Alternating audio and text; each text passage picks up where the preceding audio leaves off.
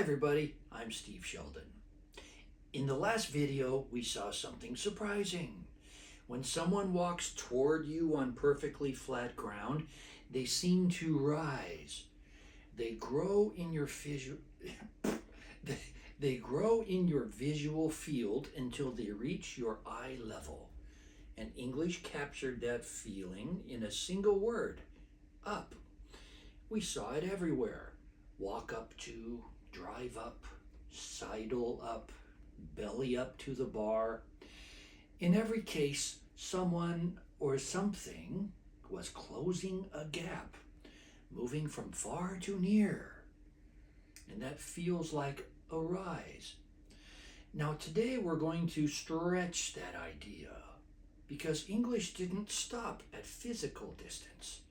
The same logic, up as the closing of a gap, moved into emotion, into time, into courage, into the things we avoid and finally face, into the standards we struggle to reach.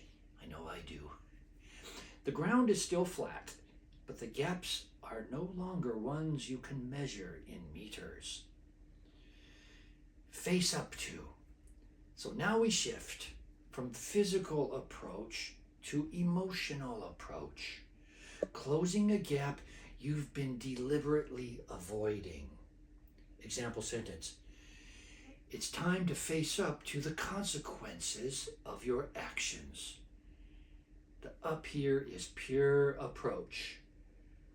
You've been keeping your distance, avoiding, ignoring, running from it, but not anymore. Own up to, or fess up. Both of these are about approaching the truth, a truth you've been keeping distance from. Examples: he finally owned up to his mistake.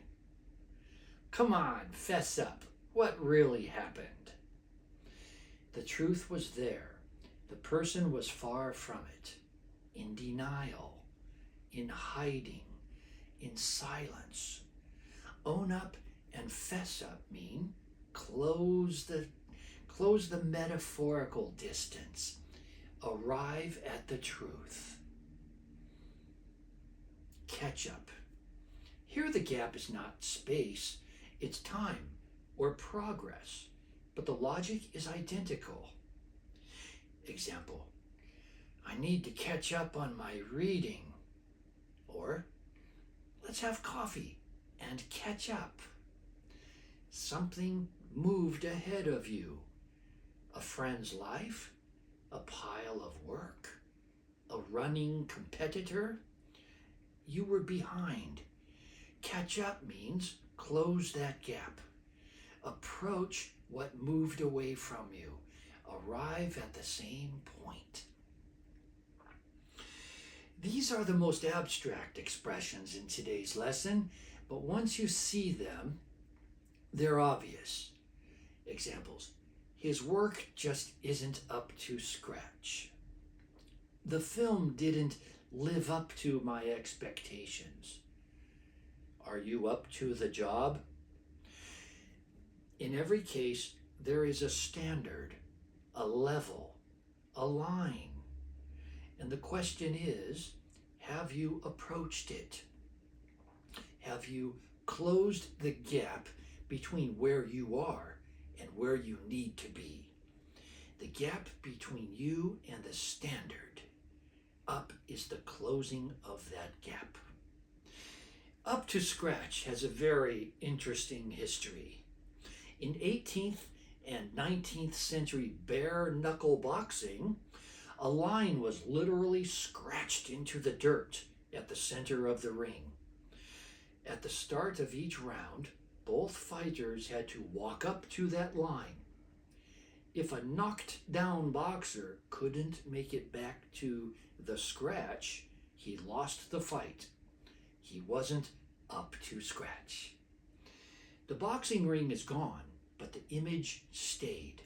A standard exists, a line in the dirt. And the question is always, whether you can close the gap and reach it. So a boss might say, this worker's performance isn't up to scratch. It's often used in that negative way. Something is not up to scratch. Up to the mark is the same idea, but that's more of a British expectation. Live up to expectations. The expectations are the line, and you either reach them or you don't. And we use this one all the time. Live up to your parents' expectations. Live up to society's expectations, or live up to your own expectations. Next one. Are you up to the job? Can you make it to the scratch? Are you up to the job? Can you do it? Can you handle it? So the gap between you and the standard is what we're talking about. Up is the closing of that gap. I hope you enjoyed this video. Please leave a comment, like, subscribe, and share. My channel is still tiny, so I do need your help. So yeah, please, if this video has helped you, please do those things for me and I will be very grateful. Thanks for joining me, and I'll see you in the next one.